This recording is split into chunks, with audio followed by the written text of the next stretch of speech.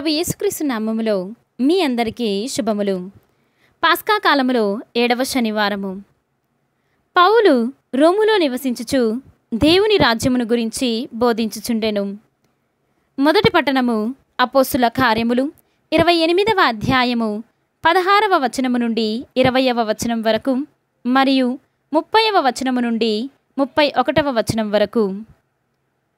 మేము రోము చేరుకొనినప్పుడు ఒక సైనికుని కాపలాలో పౌలు ఒంటరిగా నివసింప అనుమతింపబడెను.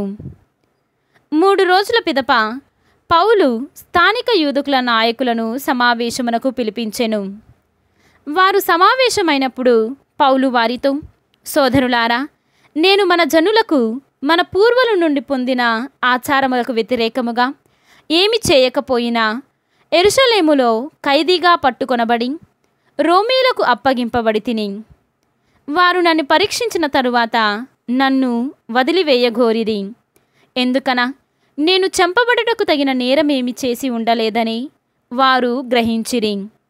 కానీ యూదులు దీనికి అభ్యంతరము చెప్పినప్పుడు నేను చక్రవర్తికి ఫిర్యాదు చేసుకొందునని చెప్పవలసి వచ్చెను. కానీ నా సొంత జనముపై నేరము మోపుటకు నేను అట్లు చేయలేదు.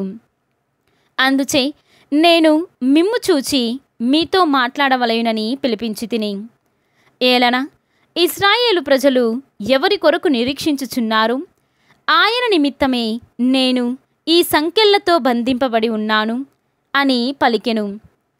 పౌలు తాను అద్దెకు తీసుకొనిన ఇంటిలో 2 సంవత్సరముల పాటు ఉండి తనను చూడవచ్చిన వారందరినీ స్వీకరించుచుండెను. అతడు బహిరంగముగా నిరాటంకముగా దేవుని రాజ్యము గురించి, ప్రభువైన యేసుక్రీస్తు గురించి వారికి బోధించుచుండెను. ఇది ప్రభువు వాక్కు.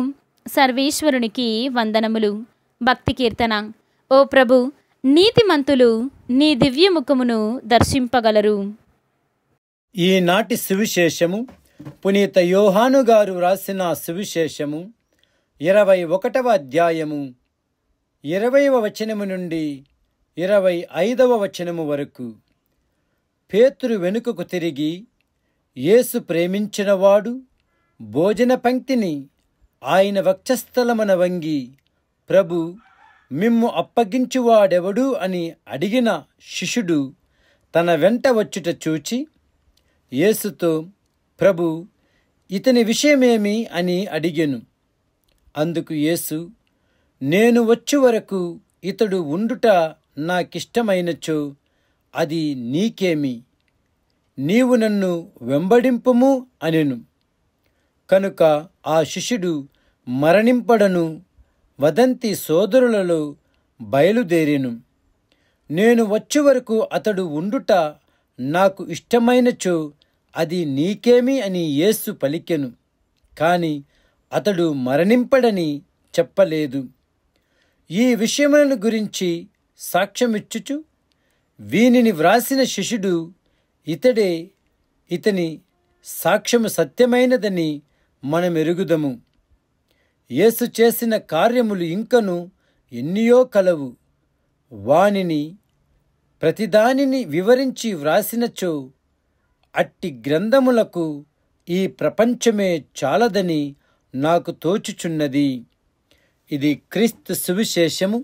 క్రీస్తువా మీకు స్తుతి కలుగునుగాక.